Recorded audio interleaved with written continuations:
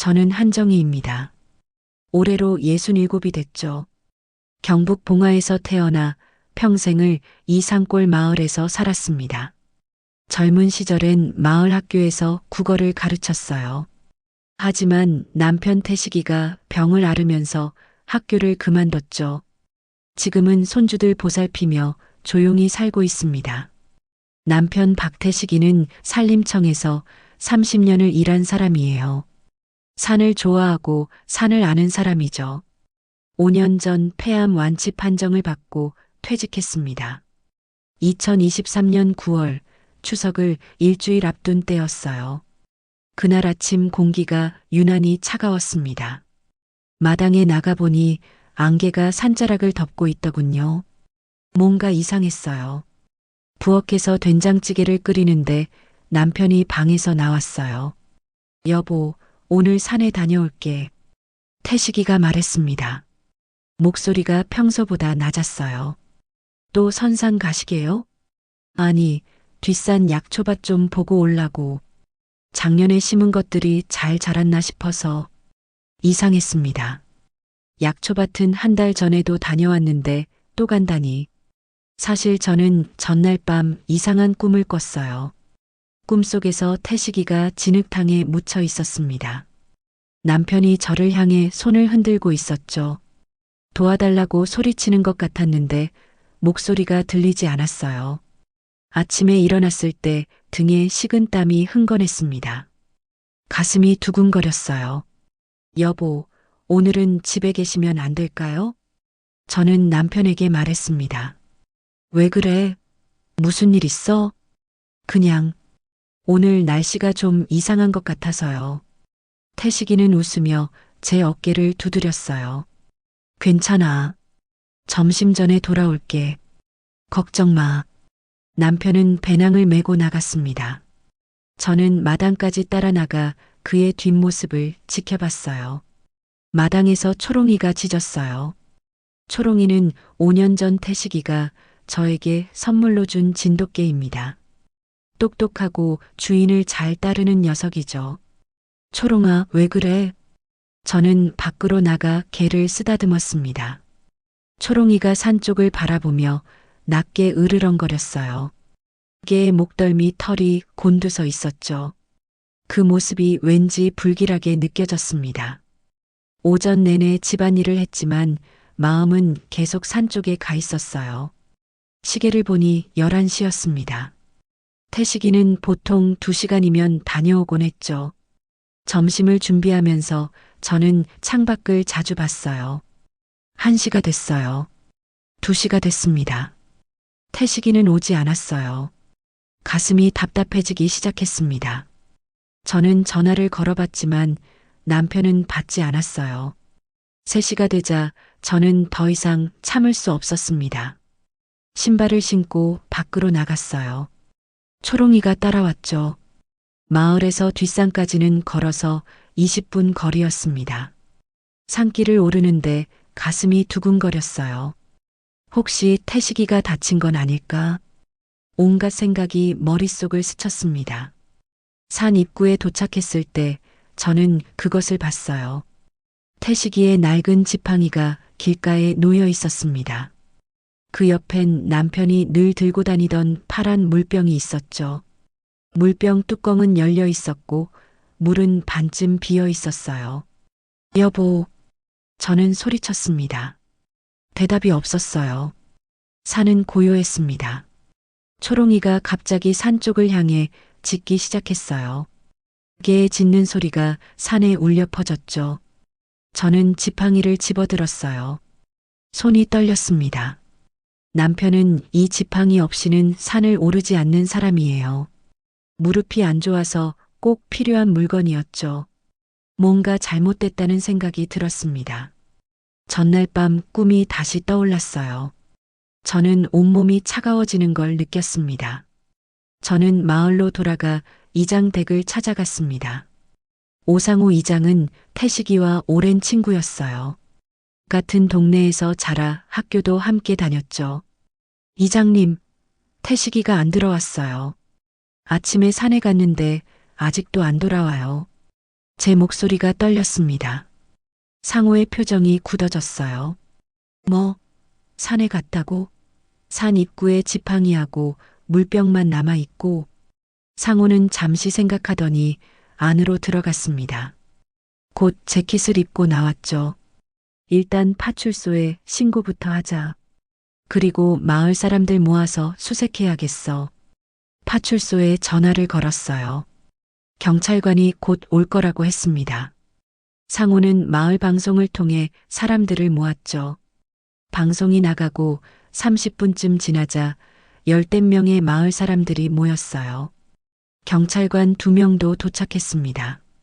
저는 상황을 설명했어요.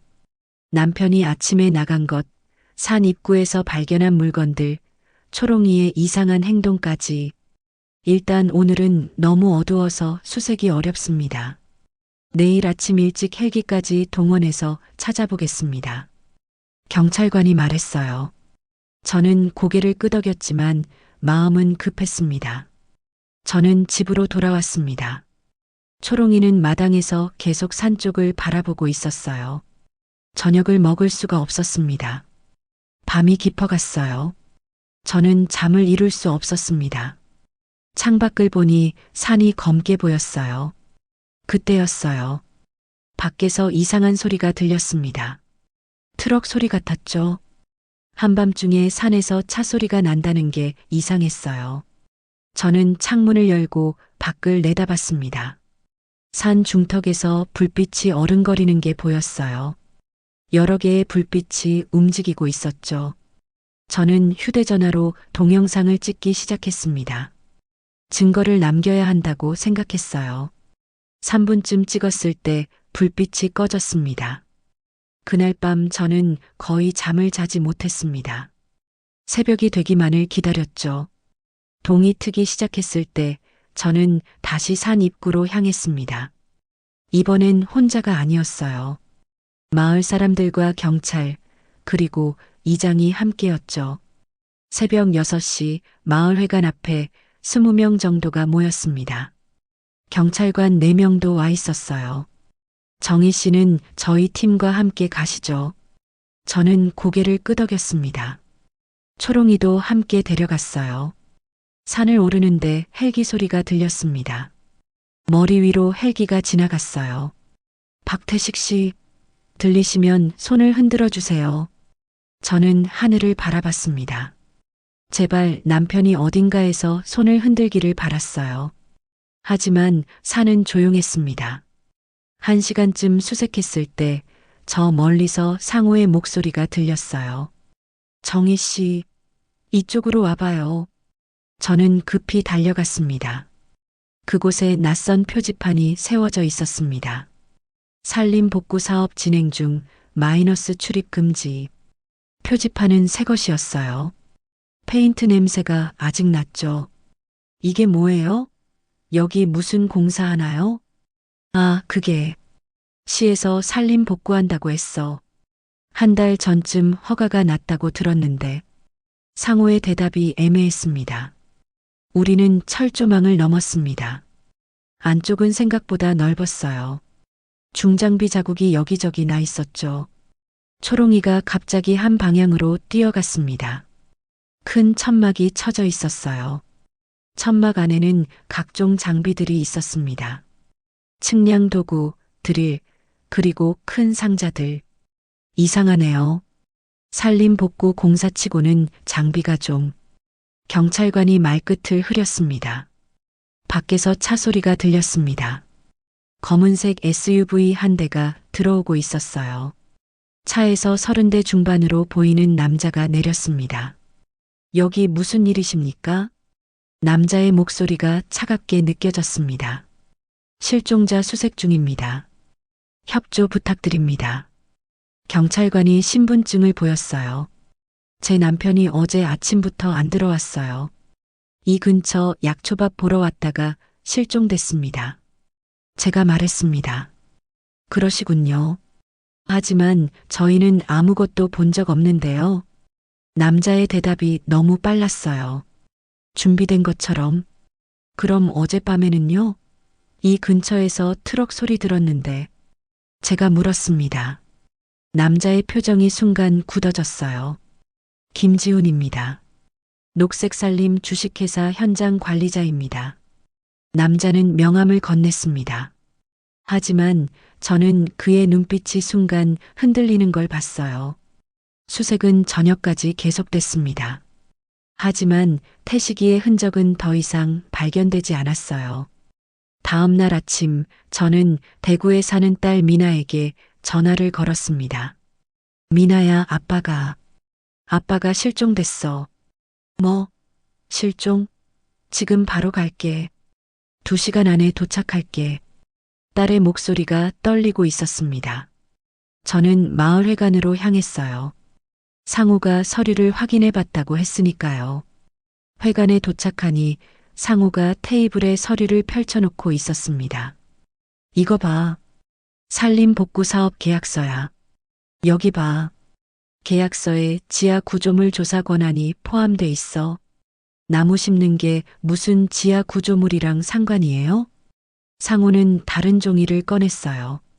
낡고 누렇게 변한 지도였습니다. 이거 봐. 우리 마을 옛날 지도야. 70년대 거. 여기 옛날에 광산이 5개 있었어. 텅스텐이랑 몰리브덴 캐던 곳이지. 저는 처음 듣는 이야기였습니다. 광산이요?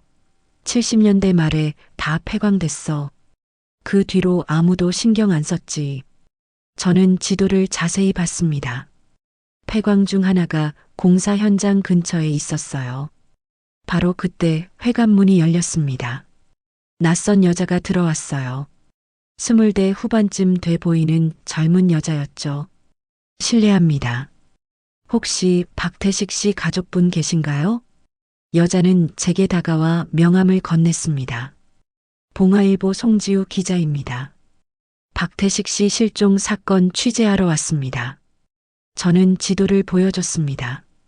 지우는 지도를 보더니 눈을 크게 떴어요.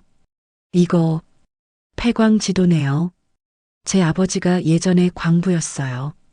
이 폐광들에서 사고가 많았대요. 하지만 제대로 보고되지 않았다고. 지우는 노트북을 꺼냈습니다. 여기 봐요. 제가 예전에 쓴 기사예요. 봉화 폐광의 비밀, 70년대 은폐된 사고들. 박태식 씨를 아세요?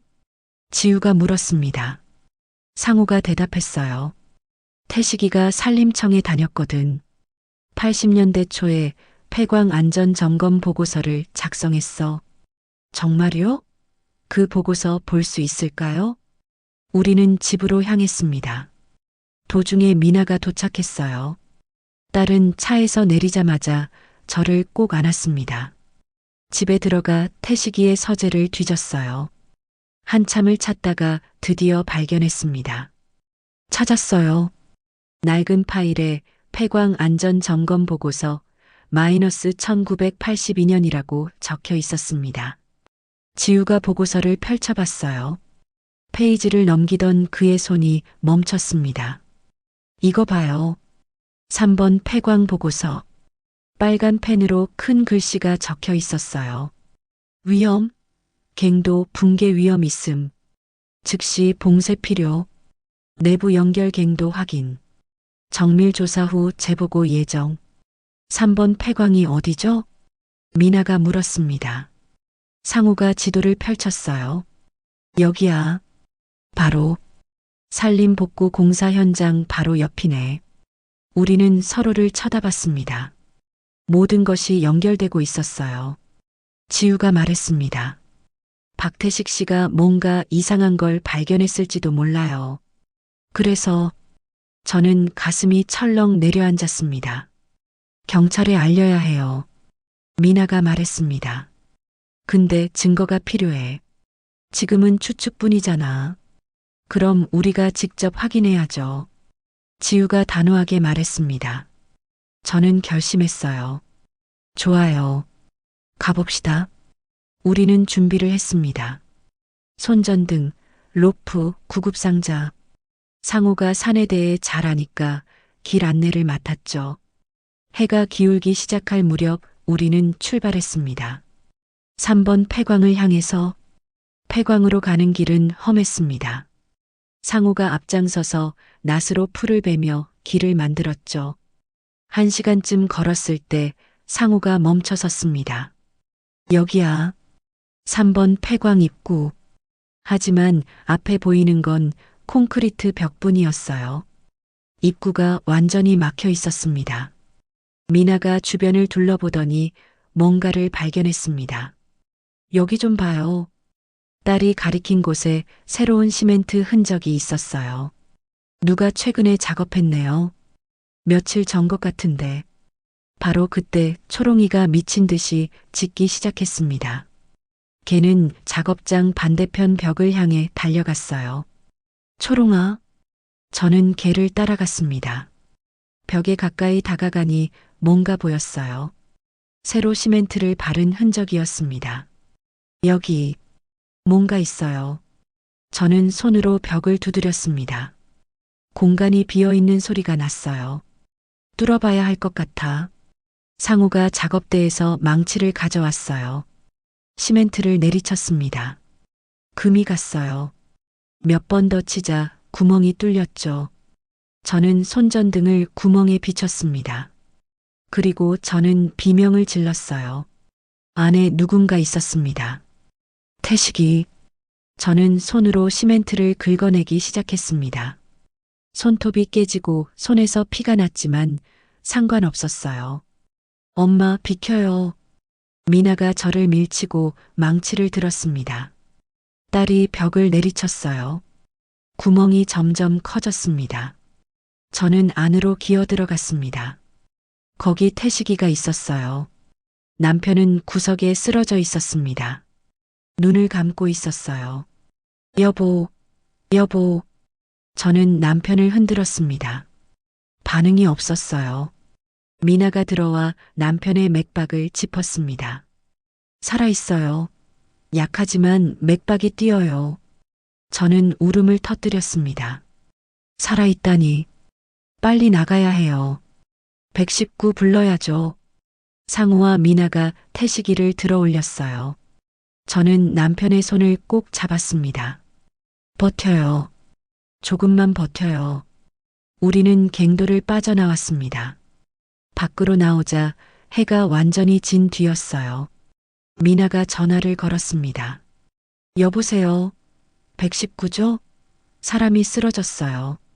5번 폐광 입구예요. 빨리 와주세요.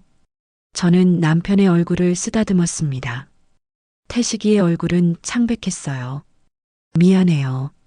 늦어서 미안해요. 저는 남편의 손에 입을 맞췄습니다. 그 손에서 뭔가 만져졌어요. 남편의 주먹이 꽉 쥐어져 있었습니다. 저는 조심스럽게 손을 폈습니다. 그 안에 시계가 있었어요. 태식이의 손목 시계. 유리가 깨져 있었습니다.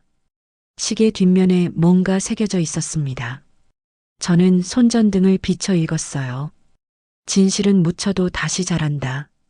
남편이 마지막까지 지키려 한 것. 그게 이거였어요. 구급차 사이렌 소리가 들렸습니다. 구급차가 태식이를 싣고 떠났습니다. 저와 미나도 함께 탔어요. 남편은 의식이 없었지만 숨은 쉬고 있었습니다. 탈수와 저체온증입니다. 며칠간 물과 음식 없이 갇혀 있었던 것 같네요. 구급대원이 말했습니다.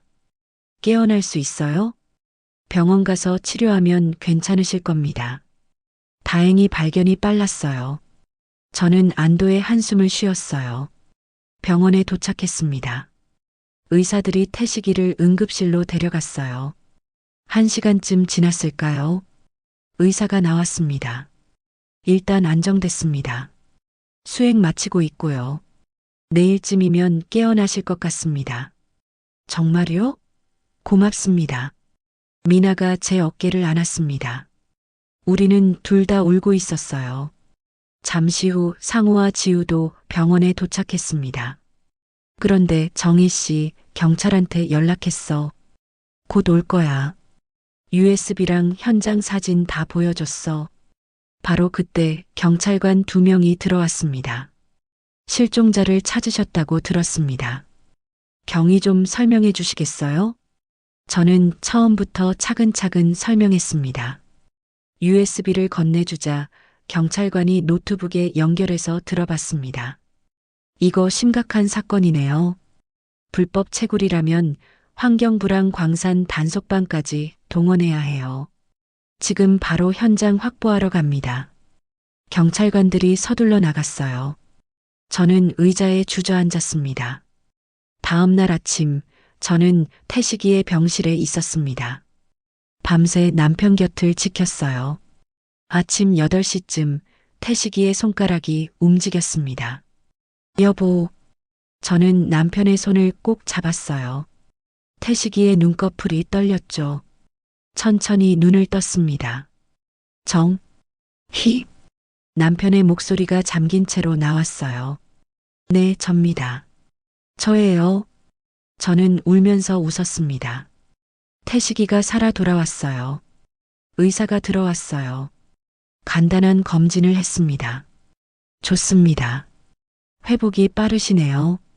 며칠 입원하시면 퇴원하실 수 있을 겁니다. 오후가 됐을 때 경찰관이 다시 왔습니다. 이번엔 형사복을 입은 사람이었어요. 박태식 씨, 진술 좀 들을 수 있을까요? 남편이 천천히 이야기하기 시작했습니다. 9월 24일 아침이었습니다. 저는 약초밭에 가려고 산에 올랐어요.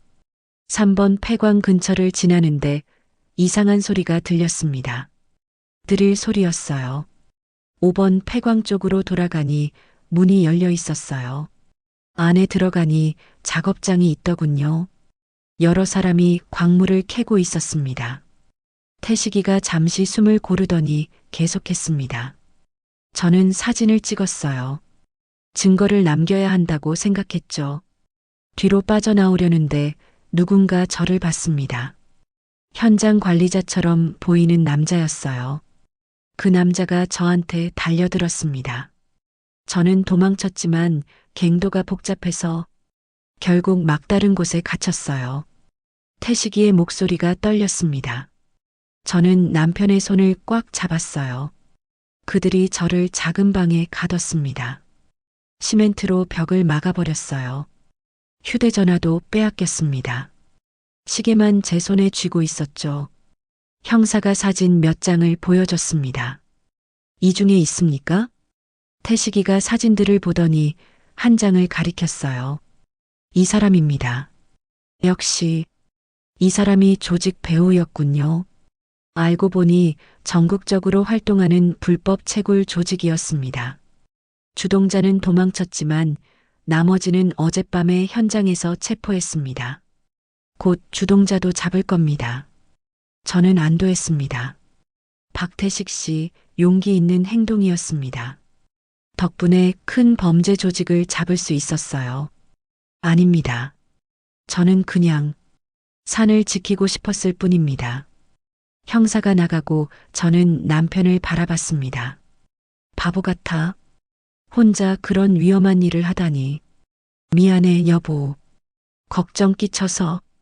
태식이가 주머니를 뒤적였습니다.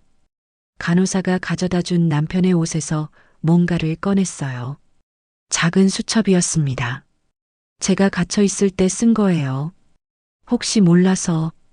저는 수첩을 펼쳤습니다.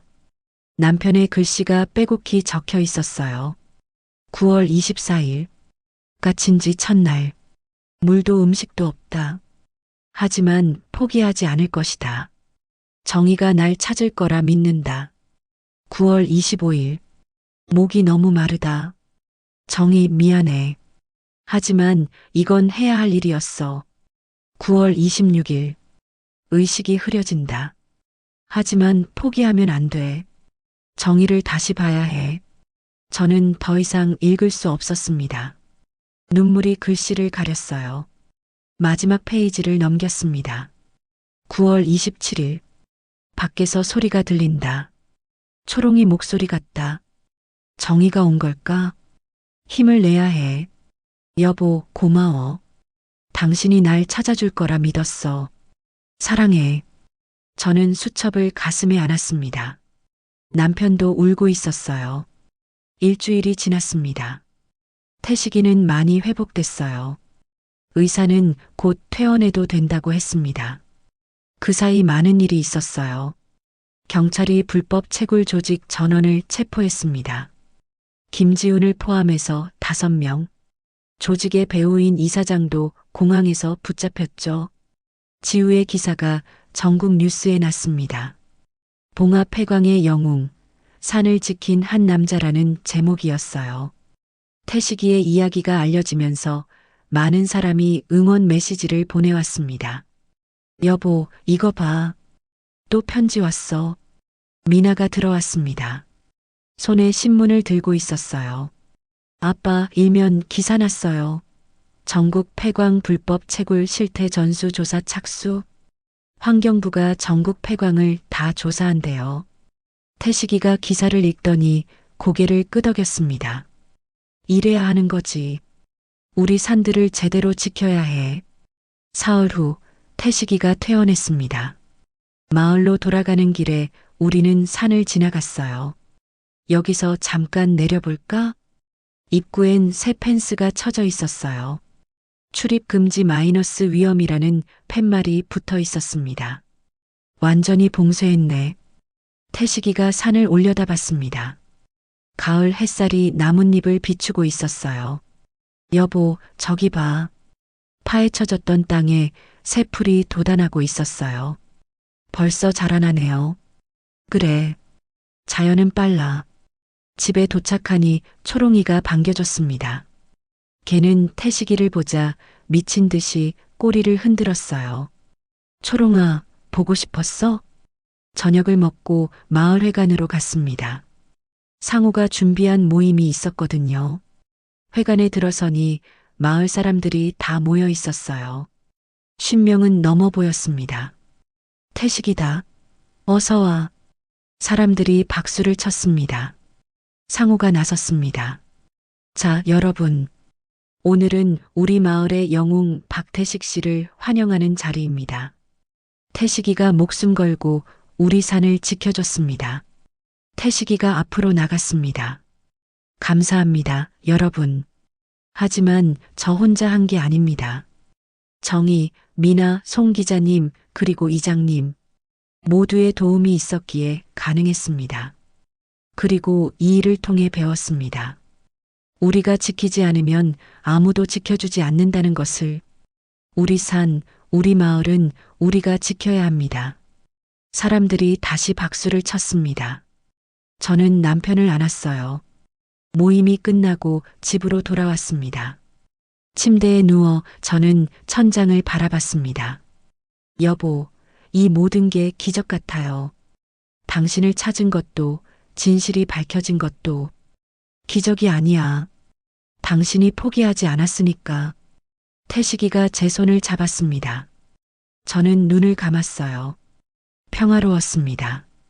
2024년 가을, 1년이 흘렀습니다. 많은 것이 바뀌었어요. 불법 채굴 조직 주동자는 징역 12년을 선고받았습니다. 다른 조직원들도 모두 처벌받았죠.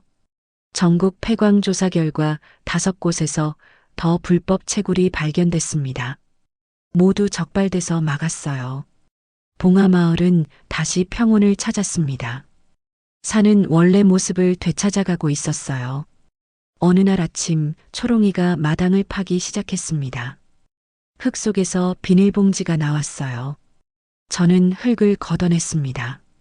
비닐봉지 안에 편지가 들어 있었어요. 편지를 꺼내 펼쳤습니다. 태식이의 글씨였어요. 정희에게. 이 편지를 읽고 있다면 당신이 날 찾아냈다는 뜻이겠지. 고마워, 여보. 나는 지금 산에 가려고 준비하고 있어. 어쩌면 위험할 수도 있어. 하지만 해야 할 일이야. 당신에게 미리 말하지 못해서 미안해. 걱정시키고 싶지 않았어. 하지만 이건 내가 평생 해온 일이야. 산을 지키는 것. 이 산은 사람의 욕심보다 오래 버틸 거야. 나무들은 계속 자랄 거고 풀들은 다시 돋아날 거야. 진실도 마찬가지야. 아무리 묻어도 결국 드러나. 사랑해, 정희. 평생 고마웠어. 태식? 저는 편지를 읽으며 울었습니다. 남편이 산에 가기 전 이 편지를 묻어둔 거였어요. 여보, 왜 울어? 뒤에서 태식이의 목소리가 들렸습니다. 이게 뭐예요? 아, 이거 산에 가기 전날 밤 쓴 거야. 혹시 몰라서 만약 내가 돌아오지 못하면 당신이 이걸 찾을 거라 생각했어. 초롱이가 알려줄 거라고. 저는 남편을 안았습니다. 여보, 약초밭 가볼까? 우리는 산으로 향했습니다. 초롱이도 함께 갔죠. 약초밭에 도착하니 작년에 심은 약초들이 무성하게 자라 있었습니다. 여보, 저기 봐. 작년에 파헤쳐졌던 땅이었어요. 그곳에 새로운 풀들이 가득 자라나 있었습니다. 다시 자랐네요. 그래. 자연은 강해. 사람들이 아무리 망가뜨려도 결국 다시 살아나. 진실도 그런 거야. 우리는 약초밭에 앉았습니다. 가을 햇살이 따스했어요. 바로 그때 휴대전화가 울렸습니다. 지우 기자였어요. 박태식 씨, 좋은 소식 있어요. 환경부에서 봉화 지역을 산림보호 특별구역으로 지정한대요. 앞으로는 개발이 완전히 금지돼요. 그리고 다음 주에 환경부 장관님이 봉화에 오신대요. 박태식 씨한테 직접 표창을 수여하시겠다고. 다행이네요. 이제 이 산은 영원히 보호받겠어요. 일주일 후 환경부 장관님이 마을을 방문했습니다. 마을회관에서 표창식이 열렸어요. 박태식 씨의 용기와 헌신으로 우리의 소중한 자연이 지켜졌습니다. 이에 환경부는 깊은 감사를 드리며 이 표창을 수여합니다. 박수가 터져 나왔습니다. 저도 박수를 쳤어요. 눈물이 났죠. 태식이가 마이크 앞에 섰습니다. 감사합니다. 우리의 산, 우리의 자연은 우리가 지켜야 합니다. 한 사람 한 사람의 관심과 노력이 모여 큰 힘이 됩니다. 앞으로도 함께 지켜나갑시다. 행사가 끝나고 마을 잔치가 시작됐습니다. 지우 기자가 가족 사진을 찍어줬어요. 해가 지고 별이 뜨기 시작했습니다. 여보, 우리 잠깐 산책할까? 우리는 마을길을 걸었습니다. 초롱이도 따라왔어요. 1년 전 오늘쯤이었죠. 당신이 산에 간 날. 정말 많은 일이 있었어요. 우리는 산이 보이는 곳에서 멈춰 섰습니다. 여보, 약속할게. 다시는 당신 걱정시키지 않을게. 앞으로는 뭐든지 함께 할게. 저는 남편을 안았습니다. 따뜻했어요. 저도 약속할게요. 당신을 끝까지 믿을게요. 무슨 일이 있어도. 우리는 집으로 돌아왔습니다. 마당에 나뭇가지를 심었어요. 새싹이 돋아난 가지였습니다. 이름은 진실나무야. 후에 손주가 물었습니다. 할머니, 이 나무 이름이 뭐예요? 진실나무야. 할아버지가 지켜낸 진실을 기억하기 위해 심은 나무란다. 할아버지가 영웅이에요? 그래. 할아버지는 우리 마을의 영웅이야. 지금도 그 나무는 우리 마당에 서 있습니다. 크고 튼튼하게 자랐어요. 저 산은 여전히 그곳에 있습니다. 우리가 지켜낸 산. 나무들은 자라고 풀들은 돋아나고 새들은 노래합니다. 진실은 묻혀도 다시 자라납니다. 이 산처럼, 이 나무처럼, 그리고 우리의 사랑처럼. 저는 한정희입니다. 가끔 사람들이 물어요. 그때 어떻게 포기하지 않았냐고. 저는 이렇게 대답합니다. 사랑하는 사람을 어떻게 포기해요? 끝까지 찾아야죠. 진실은 묻혀도 결국 다시 자라나니까요. 이 산의 풀들처럼요. 우리의 이야기는 여기서 끝납니다. 하지만 삶은 계속됩니다. 저는 오늘도 남편과 함께 산을 바라봅니다. 우리가 지켜낸 산을. 그리고 생각합니다. 우리가 함께라서 참 다행이라고.